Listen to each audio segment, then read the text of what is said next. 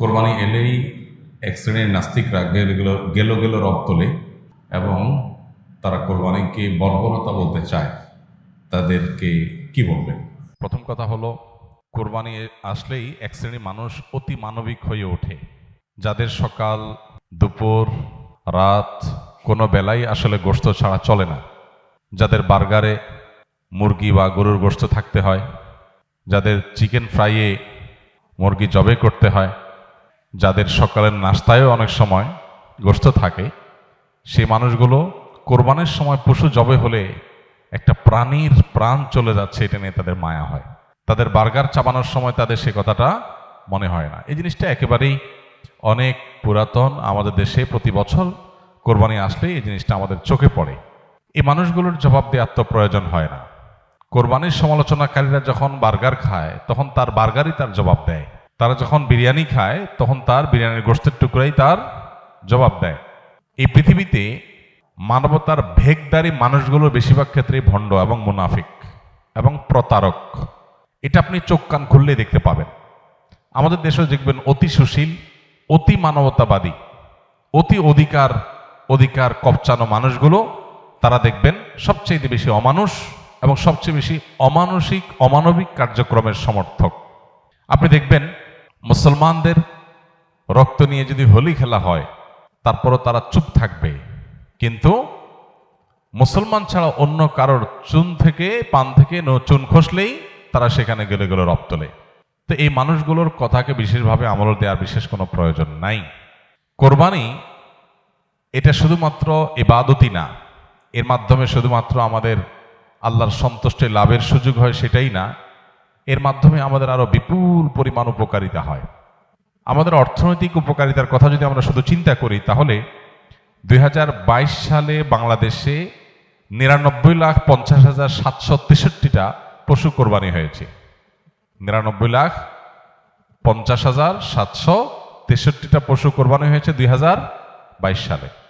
2023-এ কোরবানি হয়েছে 1,41,812টা এবং 2024 সালে অর্থাৎ গত বছর কোরবানি হয়েছে 1,04,08,918টা।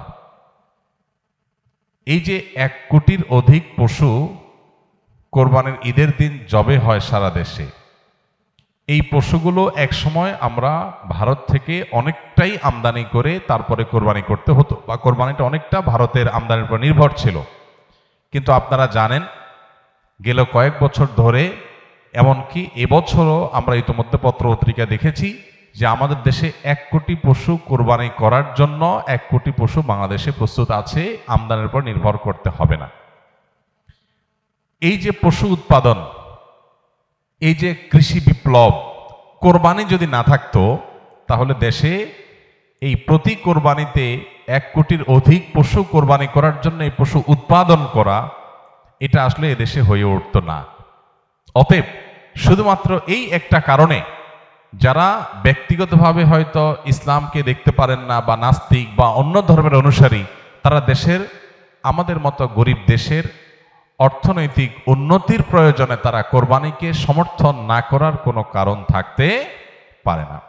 ডয়েচে ভেলের একটা রিপোর্ট কোরবানিকে ঘিরে তারা করেছিল বেশ আগে, সেখানে তারা দেখিয়েছিলেন যে কোরবানিকে ঘিরে, কোরবানির ঈদের এই মৌসুমকে ঘিরে বাংলাদেশে 1 লক্ষ কোটি টাকার লেনদেন হয়।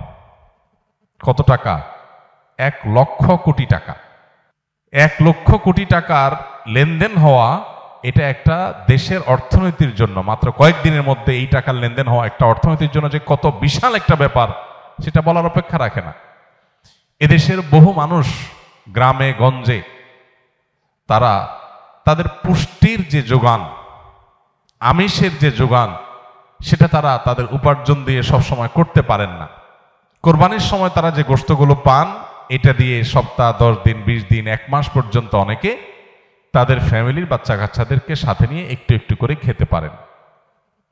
গর্ভধারণকারিণী মা থেকে নিয়ে শুরু করে একেবারে সর্বস্তরের মানুষের শরীরে বেঁচে থাকার জন্য যে আমিষের প্রয়োজন, সুস্থ থাকার জন্য যে পরিমাণ আমিষের প্রয়োজন, সেটা অনেকে জোগাড় করতে পারেন না। এই কোরবানি সারা দেশের ধনী গরিব সবার বাসায় আমিষের ব্যবস্থা করে। এটা না হলে বহু গরিব মানুষ সারা বছরে তারা আমিষের দেখাও হয়তো অনেকে সেভাবে পেত না। দ্বিতীয়ত, চামড়া শিল্প। গতকালকে সম্ভবত পত্রিকায় দেখেছি যে সম্ভবত বাণিজ্য উপদেষ্টার বরাতে এটা নিউজ হয়েছে যে কয়েক লক্ষ মেট্রিক টন লবণ সরকার মাদ্রাসাগুলোকে দিতে চায় চামড়া সংরক্ষণ করবার জন্য। চামড়া শিল্প, এই চামড়া শিল্প দিয়ে একটা দেশ অনেক দূর এগিয়ে যেতে পারে এটা যথাযথ ব্যবস্থাপনার মাধ্যমে। 1 কোটি পশু যদি কোরবানি হয় মাত্র ঈদের একটা দিনে বা 2-3 দিনে, তাহলে সেক্ষেত্রে এই 1 কোটি পশুর চামড়া দিয়ে কত কিছু না করা সম্ভব শুধু এটার সঠিক ব্যবস্থাপনা করা গেলে। ইতালি সহ পৃথিবীর অনেক উন্নত দেশ আছে যাদের অর্থনীতির অনেক বড় একটা চালিকা শক্তি হলো তাদের জুতা শিল্প, চামড়া শিল্প। তো সেটার একটা বিরাট সম্ভাবনার দুয়ার উন্মোচন করে এই কোরবানি।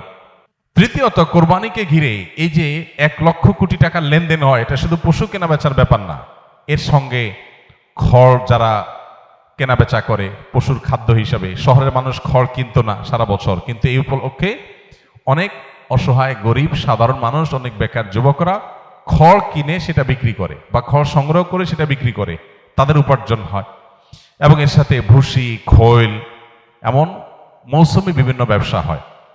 প্রত্যেকটা পাড়া মহল্লাতে ছোট ছোট যুবকরা, বিভিন্ন যুবকরা ছোট ছোট উদ্যোগ নিয়ে ছোট ছোট পরিসরে তারা দেখা যায় যে কয়েকটা পশু কিনে তারা একটা কোরবানির ছোট হাট করছে বা সেটা কেনাবেচা করছে এবং এর ফলশ্রুতিতে তাদের একটা উপার্জনের মাধ্যম হয়ে যাচ্ছে।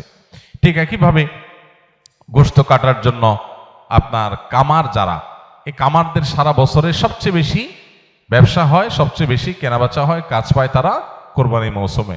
কারণ দাও, ছুরি, বটি, ধামা, এগুলো সবগুলো ধার দেওয়া, তৈরি করার একটা বিরাট মহড়া পড়ে যায় কোরবানির ঈদকে ঘিরে। তাহলে এর সাথে শত শত হাজার হাজার কামারের পরিবারের অর্থনৈতিক বিষয় জড়িয়ে আছে, উপার্জন এখানে জড়িয়ে আছে। এর পাশাপাশি গোশত কাটার জন্য যে কাঠের গুঁড়ি দরকার হয়, হাজার হাজার লক্ষ লক্ষ টুকরা গুঁড়ি তৈরি হয়, এর সাথে আপনার সমিলের শ্রমিকদের আয় জড়িত আছে, তাদের উপার্জন জড়িত আছে। এভাবে যদি আমরা একটু খেয়াল করি তাহলে দেখব যে শত শত হাজারো আইটেমের আপনার উপকারিতা, সুফল এটা কোরবানি থেকে আমরা পাই।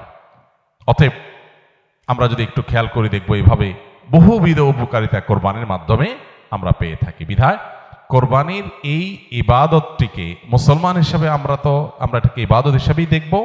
এর পাশাপাশি ইবাদতের বাইরেও এটা আমাদের জাতীয় অর্থনীতিতে যে কত বড় একটা ভূমিকা রাখে সেটা বোঝার জন্য আসলে খুব বেশি পণ্ডিত হওয়ার প্রয়োজন নেই। একটু চোখ কান খুলে তাকালে আমরা যে কেউই সাদা চোখেও বুঝতে পারবো। অতএব কোরবানির বিরোধিতা করা এটা মূলত জাস্ট মুসলমানদের বিরোধিতা করার যে অন্ধ আপনার প্রবণতা আছে, মুসলমানদের বিরোধিতা করার যে একটা প্রবণতা আছে, সেখান থেকে এটা হয়েছে। এর বাইরে এর পেছনে কোনো যৌক্তিকতা নেই এবং তাদের জবাব আমাদের মনে হয় না যে খুব বেশি দেওয়ার দরকার আছে।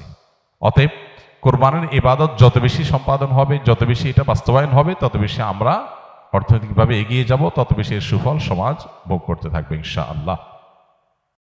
আস-সুন্নাহ ফাউন্ডেশন, উম্মার স্বার্থে সুন্নাহর সাথে।